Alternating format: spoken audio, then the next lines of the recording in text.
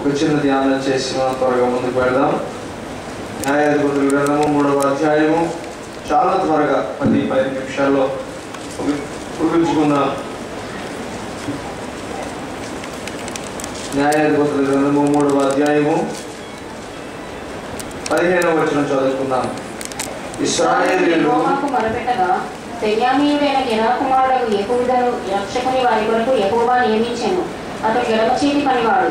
అతని చేత ఇశ్రాయేలు మోయాబు రాజైన యెగ్లోనుకు కప్పము పంపింపగా ఏహూదు 3 పొడవు గల 2 అంచుల కత్తిని చేయించుకొని తన వస్త్రంలో తన కుడి తొడ మీద దానిని కట్టుకొని ఆ కప్పము మోయాబు రాజైన యెగ్లోనుకు తెచ్చాను. ఆ యెగ్లోను బహు స్థూలకాయుడు.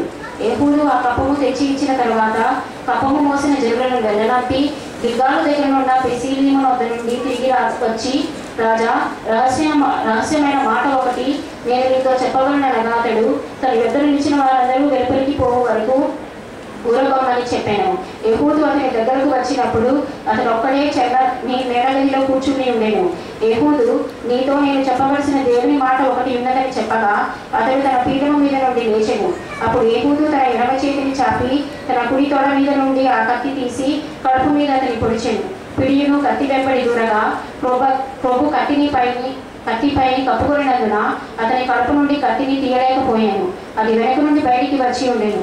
అప్పుడు ఏహూదు పాడిలోనికి బయలువెళ్ళి తన వెనకను ఆ మేడగది తలుపు వేసి గడియ పెట్టాను. అతడు బయలుదేరిన తర్వాత ఆ రాజుదాసులు లోపలికి వచ్చి చూడగా ఆ మేడగది తలుపులు గడియలు వేసి ఉండేది కనుక వారు అతని చలని గదిలో శంఖాన్ని వంటికి పోయి ఉన్నాడని కొలిగి తాము సిగ్గు వింతలు పడు వరకు కనిపెట్టినను అతడు ఆ గది తలుపులను తీయకపోగా వారు తాళపు చెవిని తెచ్చి తలుపులు తీసి చూచినప్పుడు వారి యజమానుడు చనిపోయి నేరను పడి ఉండేను. వారు తలుపు చేయించుండగా ఏహూదు తప్పించుకొని పెసీలీములు దాటి సెయీరుకు పారిపోయాను. అతడు వచ్చి ఎఫ్రాయిముల కొండలో బూరను ఊదగా ఇశ్రాయేలు మధ్యప్రదేశం నుండి దిగి అతని యొద్దకు వచ్చింది. అతడు వారికి ముందుగా సాగి వారితో, నా వెంబడి త్వరగా రండి, మీ శత్రువైన మోయాబులను యెహోవా మీ చేతికి అప్పగించుచున్నాడు నేను. కాబట్టి వారు అతని వెంబడిని దిగి వచ్చి మోయాబు నెత్తిని యోర్దాను నేలను పట్టుకుని ఎవరిని దాటనీయలేదు. ఆ కాలమున వారు మోయాబీయులలో బలముగల శూరులైన పరాక్రమశాలులను 10,000 మందిని చంపిరి, ఒకరిను తప్పించుకోలేదు. ఆ దినమున మోయాబీయులు ఇశ్రాయేలు చేతి కింద అనపబడగా దేశం 8 సంవత్సరము నిమ్మడముగా ఉండేను. పెద్ద లేఖనాన్ని చదువుకున్నాం. ఇందులో ఒక దేవుని సేవకునికి లేకపోతే దేవుని బిడ్డకు ఉండవలసిన లక్షణాలను ప్రస్తావించి వాక్యాన్ని ముగిస్తాను. మరొక వారము లేకపోతే మరొక సమయంలో దేవుడు మనకు అనుకూలం అవకాశం కలిగించిన తోడ దీన్ని మరింత విస్తారంగా ధ్యానం చేయవచ్చు. ఇప్పుడైతే ఈ లక్షణములు అంటే ఇప్పుడు నేను మనం ధ్యానం చేయబోయేటువంటి ఈ వ్యక్తిలో ఉన్నటువంటి లక్షణములన్నీ మనం మన గత కాలంలో మన సంఘ నాయకుల్లో చూసాం. మనము నిజంగా అటువంటి ఒక మాదిరికరమైనటువంటి స్థితిలోనికి వెళ్ళాలి అని అంటే మనకు కూడా ఆ లక్షణాలు ఉండాలి. మొదటిది, ఇశ్రాయేలీయుల రక్షణ కొరకు దేవుడు యెహోదును నియమించెను. 15వ వచనం ప్రకారం ఒక పని కోసం నియమించబడు. ఇది చాలా ప్రాముఖ్యమైనటువంటి విషయం. మనందరము ఏదో ఒక పని కోసం నియమించబడతాం. ఆ పని ఏమిటో మనం తెలుసుకోవాలి. మన సంఘ నాయకుల విషయంలో ఆలోచన చేస్తే ఆయన రకరకాల బాధ్యతలు నెరవేర్చారు. స్కూల్కు ప్రిన్సిపల్ గాను, సంఘానికి కాపరి గాను, సంఘ పరిచర్యలకు నాయకుడిగాను, అలాగే ఒక కౌన్సిలర్గా అనేక మందికి కౌన్సిలింగ్ ఇస్తూ, ఇంకా చెప్పాలంటే ఆయన ఒక బ్యాంక్ కూడా ఎంతో మందికి ఆర్థికమైన సహాయం, అనేక చర్చెస్ని ఎస్టాబ్లిష్ చేసేటువంటి చర్చ్ ప్లాంటర్గా, అనేక ప్రత్యక్షలను బయలుపరిచినటువంటి రివీలర్గా ఎన్నెన్నో బాధ్యతలు నెరవేర్చాడు. తను నియమించబడ్డాడు, నిర్ణయించబడ్డాడు, నెరవేర్చాడు. మనము దేని కొరకు నియమించబడ్డాం, మనం నిర్ణయించబడ్డామని మనం తెలుసుకున్నామా? మనకి ఒక బాధ్యత అప్పగించబడి ఉన్నదని తెలుసుకుంటున్నామా? దానిని నెరవేర్చే దిశగా మనం అడుగులు వేస్తున్నామా? యెహూదు అయితే నియమించబడ్డాడు, దేవుని నియామకాన్ని గౌరవించాడు. దేవుడు చెప్పాడు యెహూదుతో, యెహూదు నేను నాయకునిగా ఎన్నుకుంటున్నాను అని అంటే, ఎస్ మై లార్డ్. రెండో విషయం ఏమిటంటే, యెహూదు చాలా అందుబాటులో ఉన్నాడు. అందుబాటులో ఉండడం అంటే అర్థం ఏంటంటే, ఈరోజు పొద్దుటి నుంచి నాకు కాల్ వస్తుంది, నేను లిఫ్ట్ చేస్తేనేమో కట్ అవుతుంది, నేను ఫోన్ చేస్తేనేమో నాట్ రీచబుల్ అని వస్తుంది. నాకు అర్థం కావట్లేదు. చాలా కాల్స్ వస్తుంది, 15-16 కాల్స్ వచ్చాయి. నేను కాల్ లిఫ్ట్ చేస్తే ఒకే ఒక్క నిమిషం, ఒకే సెకండ్లో కట్ చేసుకుంటాను. నేను ఫోన్ చేస్తే నాట్ రీచబుల్ అని వస్తుంది.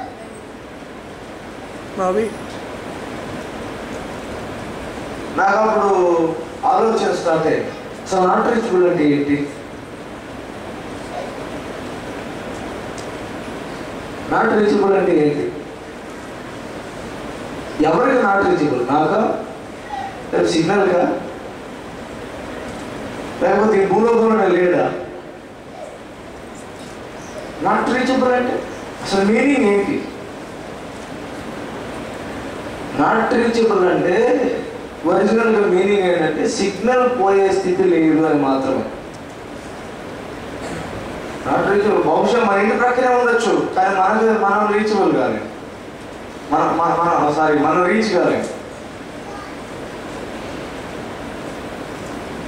అలాగా కాదు, సిగ్నల్ మాత్రమే. దేవుని వాక్యంలో దగ్గరే ఉండొచ్చు, కానీ దేవుని ఆత్మ ఇస్తున్న సిగ్నల్స్ గ్రహించలేని నాట్ రీచబుల్ కండిషన్లో ఎంతమంది ఉన్నారో ఒకసారి పరీక్ష చేసుకోండి.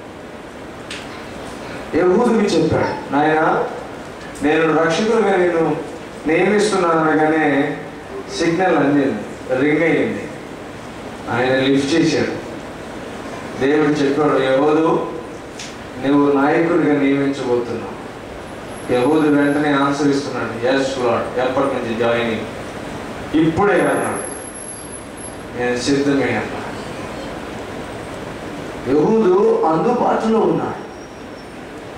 దేవుని బిడ్డలు అందుబాటులో ఉండరు, చాలాసార్లు అందుబాటులో ఉండరు. విచిత్రం ఏంటంటే, మన ఫోన్లో సిగ్నల్ ఉన్నా మనం చేస్తున్న వాళ్ళ ఫోన్ సిగ్నల్ రీచ్ కాని ఏరియాలో ఉందనుకో సిగ్నల్ అందదు. అలాగే మనమే సిగ్నల్ రీచ్ కాని ప్లేస్లోకి వెళ్ళామనుకో ఫోన్ అన్ని విధాలుగా బాగున్నా సిగ్నల్ రీచ్ కాదు. అలా కొన్నిసార్లు మన జీవితాలు కూడా అప్పుడప్పుడు ఏం చేస్తుంటామంటే ప్రార్థన చేస్తుంటాం, వాక్యం చదువుతుంటాం, వాక్యం చెప్తాను కూడా, ఎక్కడెక్కడికో వెళ్ళి దేవుని గురించి మనం ప్రచారం కూడా చేయొచ్చు, సాక్ష్యాలు చెప్పచ్చు, ఎన్నెన్నో చేస్తుంటాం. మరి దేవుడు మాట్లాడిన మాటలకు స్పందన మాత్రం రాదు. ఈ మధ్య కాలంలో కాదు, ఒక 2-3 సంవత్సరాల కిందట ఒక పాస్టర్ గారు పేరు దావీదు ఒంగోలులో మిద్ది మీద పడుకొని నిద్రపోతున్నారు. గొడ్డలతో తల నరికి తల మొన్న వేరు చేసి డైరెక్ట్గా వెళ్ళి పోలీస్ స్టేషన్లో కూర్చున్నాడు. ఎవరు నాయన నువ్వేం చేస్తావు ఏంటంటే నేను పాస్టర్ అని చెప్తాను.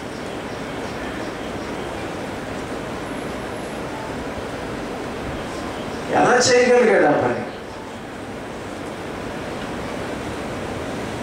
అంటే అందుబాటులో లేడు. దేవునికి, దేవుని మాటలకు, దేవుని ఆత్మ జరిపే సంభాషణలకు అందుబాటులో లేడు. అందుకే దేవుని వాక్యం సెలవిస్తాం అందుబాటులో ఉండమని. నేను ఒక చిన్న ఎగ్జాంపుల్ చెప్తాను. నేను 2009 జనవరి 4వ తారీఖు వచ్చాను. మొట్టమొదటి దేవుని సేవకునితో మాట్లాడాను. నేను అడిగాను, సార్ నేను ఇలా చదువుకున్నాను, నేను ఇలాంటి ప్రయత్నాల్లో వచ్చాను, ఇప్పుడు నాకు పరిచర్య చేయాలనిపిస్తుంది, పరిచర్య నియామకాన్ని నాకు దేవుడు ఇచ్చినట్లు నాకు భావిస్తున్నాను. అయితే నాకు ఒక నిర్దేశం, ఒక దిశని చూపిస్తానని మీ దగ్గరికి వచ్చాను. మీకు చాలా సంఘాలు ఉన్నాయంట, నన్ను ఏదో ఒక సంఘంలో నియమించండి సార్ అన్నాడు. వెంటనే దేవుని సేవకులు ఉన్నారు, కొత్త వాళ్ళకు బాధ్యతలు అప్పగించలేం కదండి, మీరు ఇక్కడ ఉన్నారు, ఒక మాట చూపించి అనేక విషయములలో పరీక్షించబడిన పిమ్మట అతి వాడు నమ్మకస్తుడైతే వాడిని నియమించవచ్చు అనే మాటను చదివి చూపించి, నేను కాదు మాట్లాడుతుంది దేవుని వాక్యం. అప్పుడు చెప్పాడు. ఒక గంట మాట్లాడిన తర్వాత, సరే నేను నిన్ను తీసుకుంటాను, ఇంత అమౌంట్ ఇస్తాను, చేస్తావా? నేను వెంటనే నేను దేవుడి పని చేస్తున్నాను కాబట్టి నాకంటూ సర్టన్ డిమాండ్ ఏం లేదు, చేస్తాను సార్ అన్న. ఒక 10 రోజుల తర్వాత అన్నారు, దేవుడు నన్ను ప్రేరేపిస్తున్నాడు, నీ శాలరీని నేను ఇలాగా ఇంక్రీజ్ చేస్తున్నాను. నేను సరే సార్ అన్నా. ఇంకొక 10 days తర్వాత దేవుడు నన్ను ప్రేరేపిస్తున్నాడు, నీ శాలరీని కొంచెం ఇంక్రీజ్ చేయమని. నాకు అప్పుడు ఒక డౌట్, ఎలా ఇన్స్పైర్ చేస్తాడు దేవుడు, ఎలా మాట్లాడతాడు, ఎలా చెప్తాడు? దేవుడు ఈ పని చేయమని ఎలా చెప్తాడు, ఈ టైంలో ఇలా చేయమని ఎలా చెప్తాడు? ఎలా చెప్తాడంటే అందుబాటులో ఉంటే చెప్తాడు. యెహోవా దేవునికి అందుబాటులో ఉన్నాడు. ఈ అందుబాటులో ఉన్నంత వరకు దాన్ని ఎక్స్ప్లెయిన్ చేయలేము. మనం కూడా నన్ను అడిగారు అనుకోండి, ఎలా చెప్తాడు దేవుడు అని నన్ను అడిగితే నేను అందుబాటులో ఉంటేనే చెప్తాను. అది కూడా ఉండగలిగితేనే చెప్పగలను. మళ్ళా ఎవరైనా అనుభవించాల్సినటువంటి సత్యం ఏమిటంటే ఆయనకు అందుబాటులో ఉండడం నేర్చుకోవాలి. ఎలా ఉండగలం అందుబాటులో? నిరంతరం ప్రార్థన చేయడం, నిరంతరం దేవుని వాక్యాన్ని ధ్యానం చేయడం, నిరంతరం దేవుని స్తుతించడం, నిరంతరం దేవుని గురించి జ్ఞాపకం చేసుకోవడం చేస్తూ ఉంటే ఆయనతో అందుబాటులో చెక్ చేసుకుంటున్నారు. ఒక్కొక్కసారి నేను ఫోనే ఎందుకో చూపించదు, సిగ్నల్ చూపించదు. ఒకసారి స్విచ్ ఆన్ చేసి ఆఫ్ చేస్తే మళ్ళీ సిగ్నల్ వస్తూ ఉంటాయి. నాకేంటో అర్థం కాదు, టెక్నికల్గా దాన్ని నేను ఎక్స్ప్లెయిన్ చేయలేను, కానీ కొన్నిసార్లు ఆటోమేటిక్గా సిగ్నల్ ఉండదు. ఇదేంటి అని చెప్పి కొన్నిసార్లు స్విచ్ ఆన్ చేసి స్విచ్ ఆఫ్ చేసి ఆన్ చేస్తే మళ్ళీ సిగ్నల్ వచ్చేస్తుంది. అలాంటి సమయాలు కొన్ని ఉంటాయి మన జీవితంలో. మనకు అసలు సిగ్నల్ ఎప్పుడు పోయింది కూడా తెలియదు, ఎప్పుడు మనం ఆయన నుంచి దూరం అయిపోయేది కూడా తెలియదు. దేవుని దగ్గరకు వచ్చి మళ్ళీ ఒక్కసారి ఫ్రెష్గా నేను ఆయనకు అందుబాటులో ఉన్నానా లేదా పరీక్ష చేసుకోవాల్సిన అవసరము ఎంతైనా. మీరు ఎప్పుడైనా గమనించండి, దేవుని సేవకులు ఎప్పుడు దేవునికి అందుబాటులో ఉండేవారు. అందుకే ఆయన అనేకులకు అందుబాటులో ఉండేవారు.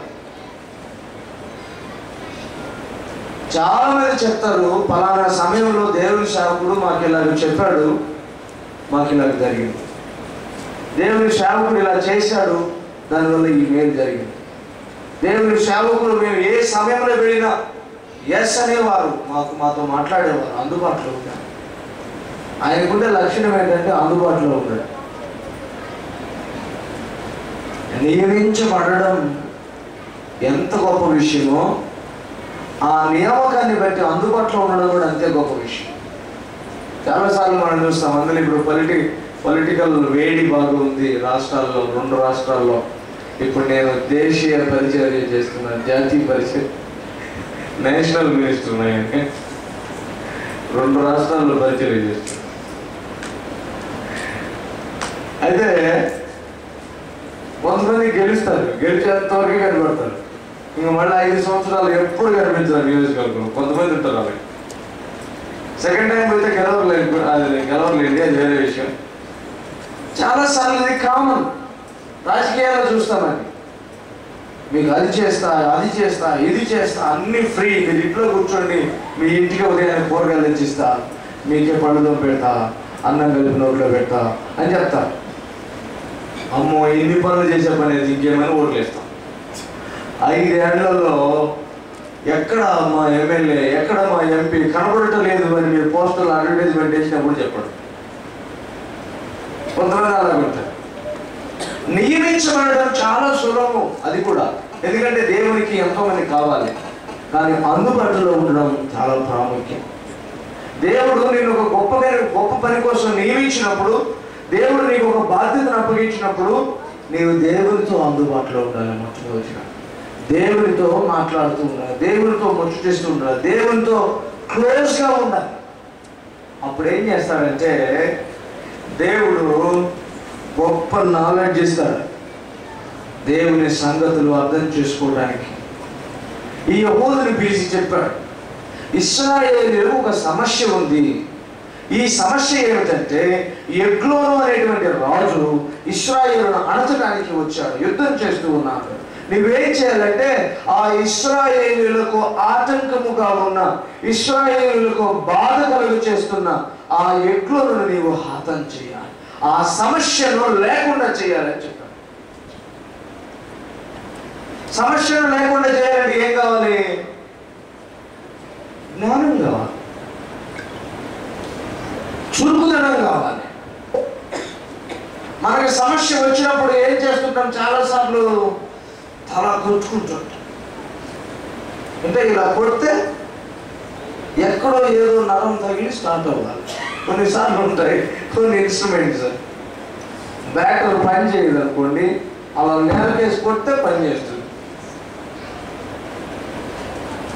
మా ఇంట్లో ఒక రిమోట్ ఉంది, టీవీ. పిల్లలు దాంతో వాలీబాల్, ఫుట్బాల్, క్రికెట్, ఎన్ని బాల్స్ ఉంటాయో అన్ని బాల్ ఆడతారు. ఒక్కరోజే ఉంటుంది రిమోట్ తెస్తే, రెండో రోజులో రెండో రిమోట్ తేవాలి. అప్పుడు వాళ్ళు ఆడినటువంటి చిన్న అవి ఉంటాయి ముక్కలు, అవన్నీ సమకూర్చి మళ్ళీ కొత్త అసెంబుల్ చేస్తుంటారు. నేనే కూర్చొని అవి పని చేయ ఒక్కొక్కసారి. అప్పుడేం చేస్తాను, ఒక స్టూల్కో కుర్చీకో అలా వేసి కొడితే మళ్ళీ పని చేస్తాను. చాలాసార్లు మనం కూడా ఏం చేస్తుంటామంటే బాగా టెన్షన్ వచ్చేసింది అనుకో, వచ్చేస్తాం. అంటే దాని అర్థం ఏంటంటే ఎక్కడో ఏదో నరం తగిలి ఆ పని చేస్తే అప్పుడు మళ్ళీ పని చేయడం స్టార్ట్ అవుతుంది. చురుకుదనం కోల్పోతాం. అందుకే చెప్తాం, నాకు మెదడు స్తంభించిపోయింది, పని చేయడం లేదు. వాస్తవానికి ఎందుకో తెలుసా? జ్ఞానం కొదువైంది, చురుకుదనం కొదువైంది. అందుకే మెదడు స్తంభించిపోయింది అంటాం. ఏం పని చేయట్లేదు, ఒక్క ఆలోచన కూడా రావడం, ఏం చేయాలో అర్థం కాలేదు.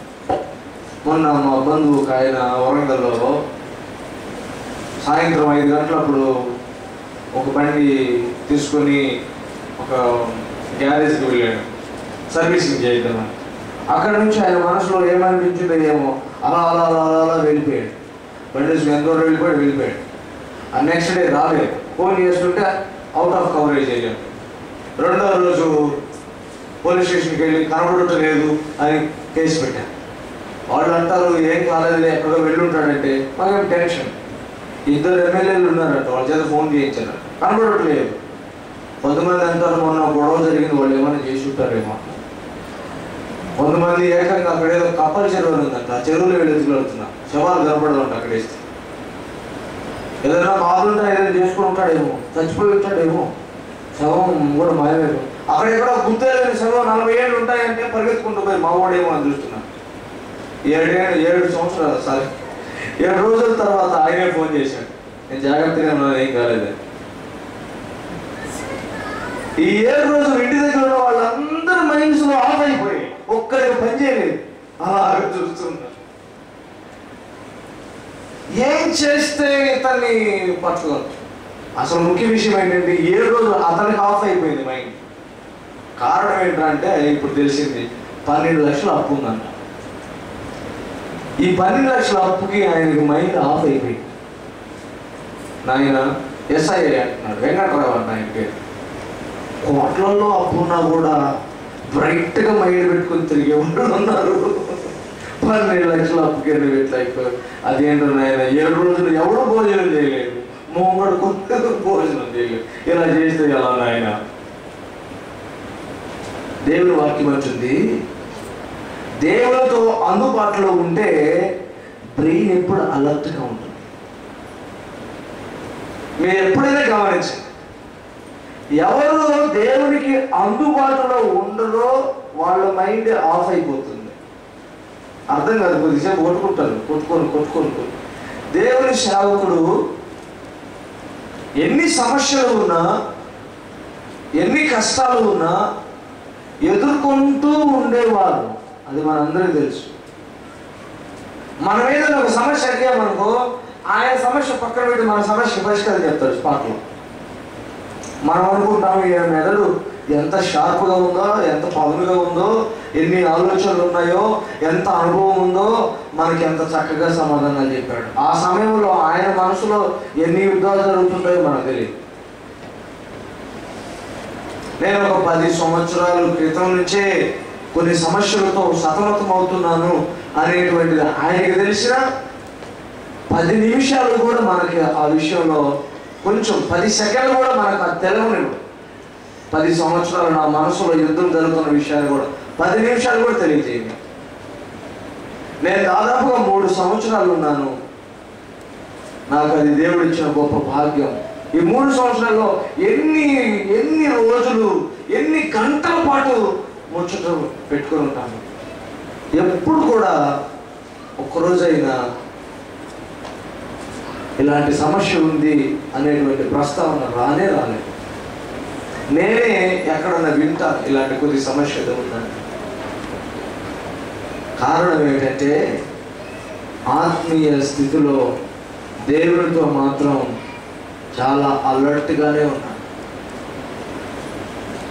ఇక్కడ యెహోవా విషయంలో మనం గమనిస్తే, ఎగ్లోను అనే ఒక సమస్యని అంతం చెయ్యాలంటే జ్ఞానం కావాలి. ఏం కావాలి? దేవుడు చెప్పాడు యెహోవాకు, యెహోవా ఇశ్రాయేలు కప్పం కడతారు కదా ఎగ్లోనుకు, ఆ డబ్బు కట్టేటప్పుడు నువ్వు తీసుకువెళ్ళి సార్ వెళ్తూ ఒక కత్తి, 3 రూపాయలు కత్తి నువ్వు ఎడం చేతి వాడు కదా, నీ కుడి తోడ మీద కట్టుకొని వెళ్ళు, కప్పం కట్టు. చాలామంది ఉంటారు రాజుల యొక్క సేవకులు, దేవుని మాట ఒకటి ఉందని చెప్పు, అందరూ ఎటుబోళ్ళు అటు వెళ్ళిపోతారు. లేచి నిలబడతాడు. రహస్య మందిరాల్లోనికి వెళ్ళిన తర్వాత ఆ సమస్యను అంతం చేయడానికి నేను నీకు గ్రీన్ సిగ్నల్ ఇస్తాను, నేను స్టార్ట్ చేయి, నువ్వు క్షేమంగా బయటికి వెళ్ళిపోతావు, లేకపోతే చాలా ప్రమాదం. ఇప్పుడు మనం ఏదైనా ఒక రద్దీగా ఉండే స్థలంలోనికి వెళ్ళి, లేదా ఒక రాజు అంతఃపురంలోకి వెళ్ళి రాజును చంపి మనం బయటికి రాగలమండి? ఎంతమంది, ఎన్ని ఏరియాస్లో ఒక రౌండ్ అయిపోయాక మరొక రౌండ్ ఇలాగ ఎంతమంది ఉంటారో రాజు సైనికులు. అందరినీ తప్పించుకొని కూడా ఎగ్లోను అనే సమస్యను హతం చేసి బయటికి రావడానికి యెహోవాకు దేవుడు మార్గం చెప్పాడు. ఎంత జ్ఞానం కావాలి! యెహోవాకు ఇంకెప్పుడు పట్టుకోలేదు తెలుసా? యెహోవా మీదకి ఏమి జ్ఞానం రాలేదు. అంటే ఏమిటి? ఎగ్లోను అంటే ఒక రాజ సమస్యని, అంటే సమస్యల్లోనే అతి గొప్ప సమస్యని హతం చేయడానికి దేవుడు యెహోవాకు జ్ఞానాన్ని ప్రసాదించాడు. మనం గమనించాలి, మనము నియమించబడిన మనము నెరవేర్పు దిశగా ప్రయాణం చేయాలి, దేవునితో అందుబాటులో ఉండాలి. అంత మాత్రమే కాదు, దేవునికి అందుబాటులో ఉండగా ఆయన ఇచ్చిన ఆలోచనల్ని అప్పటికప్పుడే నేర్చుకోవాలి. గొప్ప విషయం ఏంటంటే ఎగ్లోన్ దగ్గరికి వెళ్ళి చెప్పాడంట, రాజా నీతో దేవుని మాట్లాడుతున్నాను కానీ లేచి నిలబడ్డాడంట. ఎంత కసిగా పొడిచాడో, పొడిస్తే కత్తి పిడి కూడా కడుపులోకి వెళ్ళిపోయిందంట. నాకు అర్థం కాదు ఈ యెహోవాకు ఉన్నటువంటి తీవ్రత ఏమిటి, దేవుని పని చేయడానికి ఎంత తీవ్రత. కత్తి పొడిస్తే ఎక్కడైనా చూసారా? కత్తి సగం పోవడం చూసాను నేను చాలా పిక్చర్స్లో కూడా. అప్పుడప్పుడు టీవీ చూస్తుంటే కొద్దిగా సగం కత్తే పోతుంది, అప్పటికే చచ్చిపోతారు. ఈయన కత్తితో పొడిస్తే కత్తికున్న పిడి కూడా కడుపులోకి వెళ్ళిపోయిందంట. అంటే సమస్య మీద మనం అంత కసిగా దాడి చేయాలి. వాస్తవానికి ఏదైనా ఒక సమస్య ఉంటే అంత కసిగా, ఇంకా ఆ సమస్య మళ్ళీ మన మీద అధిగమించకూడదు. అలాగా ఉండాలి అని అంటే దేవుడు చెప్పిన స్ట్రాటజీనే ఫాలో కావాలి, దేవుడు చెప్పిన ఆలోచననే తీసుకోవాలి. దేవుని సేవకుల్లో ఆ లక్షణాన్ని కూడా మనం చూడవచ్చు. నేను నిజంగా నమ్మేది, విశ్వసించేది ఏంటంటే దేవుని సేవకునికి మరికొంత టైం కానీ హెచ్చించి కనుక ఉంటే ఈరోజు పరిస్థితులు ఇంకొకలాగా ఉండేవని నేను హృదయపూర్వకంగా నమ్ముతాను. చాలా సమస్యలకి సునాయాసమైన పరిష్కారం దేవుని యొద్ద నుంచి తప్పక పొందుకునేవాడని నేను విశ్వసిస్తాను. ఇప్పుడు ఆ సమస్యల పరిష్కారం కోసం సంఘంగా మనం అందరం ప్రార్థించవలసిన బాధ్యత ఇప్పుడు మనందరి మీద ఉంది. ఏ సమస్య ఉన్నా అది స్కూల్కి కానీ, చర్చ్కి కానీ, మరొకటి కానీ, ప్రతి సమస్య విషయమై మనందరం ఇప్పుడు ఆ బాధ్యతలో పాలుపంపులు పొందాలి. దేవుడిచ్చే ఆ జ్ఞానం కోసం, జ్ఞానయుక్తమైన సమస్యల పరిష్కారం కోసం మనం ఇప్పుడు ఆలోచన చేయాలి, ప్రయాసపడాలి. చివరిగా ఏమిటంటే ఈయన 27 వచ్చిన 30 వచ్చిన వరకు చూస్తే ఈయన బయటికి వెళ్ళిపోయాడు. ఆయన పొడి చేసి బయటికి వెళ్ళిపోయాడు. ఎఫ్రాయిం మన్యంలోనికి పోయి మొత్తాన్ని పిలిచాడు, ఇశ్రాయేలులందరినీ పిలిచాడు, రండి మన అసలు సమస్య పోయింది, ఇప్పుడు ఏం చేయాలి? మోయాబు వాడిని ఒక్కరిని బ్రతకనివ్వాలి. ఏ సమస్యని మనం నిలబడించు. ఎంత అగ్రెసివ్గా ఉన్నాడంటే సమస్యలన్నిటి మీద దాడి చేయాలి, సమస్యలన్నిటి మీద మనము సమరశంఖం ఊదాలి. అందుకే ఆయన ఆ మన్యంలోనికి వెళ్ళి శంఖం ఊదాడు. ఇశ్రాయేలులందరూ కలిసి వచ్చారు, ఇశ్రాయేలులందరినీ ప్రేరేపిస్తున్నాడు. ఇప్పుడు ఏం చేద్దాం? రండి మన సమస్యల మీద యుద్ధం చేద్దాం రండి, మనకు ఉండేటువంటి ఇబ్బందుల మీద యుద్ధం చేద్దాం రండి, మనకు ఉండేటువంటి రకరకాల ఇబ్బందులన్నింటినీ హతం చేద్దాం రండి. ప్రేరేపించటం, పులికొల్పటం, రెచ్చగొట్టడం, నడిపించటం, ముందుకు త్రోయటం, ఇది దేవుని సేవకుల్లో ఉండే లక్షణం. వెళ్ళండి, యుద్ధం చేయండి, జయించండి. 5 లక్షణాల మనం 2 లక్షణాలు ధ్యానం చేశాం. నియమించబడ్డాడు, యెహోవా నియమించబడ్డాడు, ఒక ప్రత్యేకమైన పని కోసం నియమించబడ్డాడు. దేవుని సేవకులు మనం చూశాం, ఆయన నియామకాన్ని ఎప్పుడు మర్చిపోలేదు. రెండవది, అందుబాటులో ఉన్నాడు, చాలా దగ్గరగా అందుబాటులో ఉన్నాడు యెహోవా దగ్గర దేవునికి. మనం దేవుని సేవకులు కూడా అదే చూస్తాం, ఆయన ఇప్పుడు నిరంతరము దేవునికి అందుబాటులో ఉంటాడు. అందుబాటులో ఉండగా దేవుడిచ్చిన జ్ఞానం చేత చురుకుగా, చాలా పదునైనటువంటి మనసుతో, ఒక్కోసారి ఆలోచన చెప్తే మనకు ఆశ్చర్యం, ఇలా కూడా చూడొచ్చా? చాలా మంది చెప్తూ ఉంటారు, సార్ చెప్తే దానికి 2 వైపులా ఆలోచన. ఆయన మాటలు చెప్తే కొన్నిసార్లు ఒకలాగా ఉండదు, మనం ఆలోచన చేసి అర్థం చేసుకో కొంత టైం పట్టవచ్చు, కానీ అంత కొద్ది టైంలో అంత చురుగ్గా సమాధానం చెప్పడం ఆశ్చర్యపోతూ ఉంటాం కొన్నిసార్లు. దేవుడిచ్చే ప్రత్యక్షత. అందుకే మొదటిగా నియామకం, రెండవది అందుబాటులో ఉండడం, మూడవది అందుబాటులో ఉండగా దేవుని యొద్ద నుంచి పొందుకునే జ్ఞానయుక్తమైనటువంటి చురుకైన మనసుతో, చురుకైన జ్ఞానంతో ప్రవర్తించటం. తద్వారా కసిగా సమస్యను అంతమొందించటం. దేవుడు వాక్యం ఉంది, పాముల వలె వివేకులను ఆవుల వలె నిష్కళంకులను అయి ఉండాలి. ఎంతమంది ఉన్నారు మొత్తాన్ని తప్పించుకొని బయటకు వెళ్ళిపోయాడు. అంటే దేవుని యొక్క జ్ఞానాన్ని బట్టి చక్కగా కార్యాన్ని ముగించాడు. అంత మాత్రమే కాదు, వెళ్ళి తన వారిని పురికొల్పుతూ ఉన్నాడు, ప్రేరేపిస్తూ ఉన్నాడు, దేవుని కోసం పౌరుషం కలిగి ఉన్నాడు. నేను కేవలం ఈ అవుట్లైన్ చెప్పి ముగిస్తూ ఉన్నాను. సమయం ఇప్పటికీ చాలా మించిపోయింది.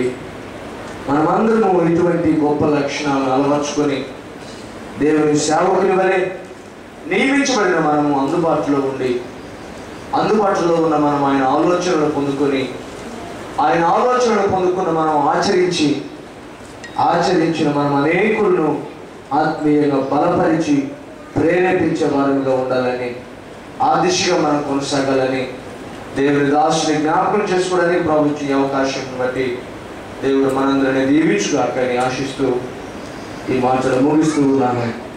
నీతిమంతుని జ్ఞాపకం చేసుకున్నట ఆశీర్వాదం.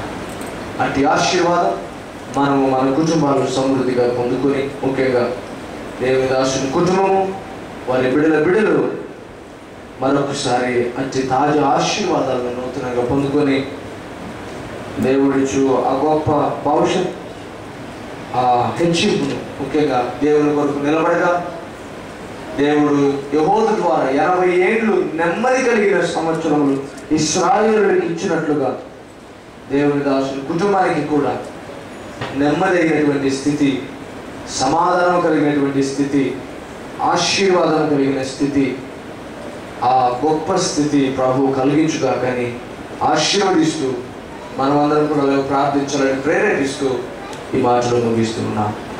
ఆమేన్. ఆమేన్.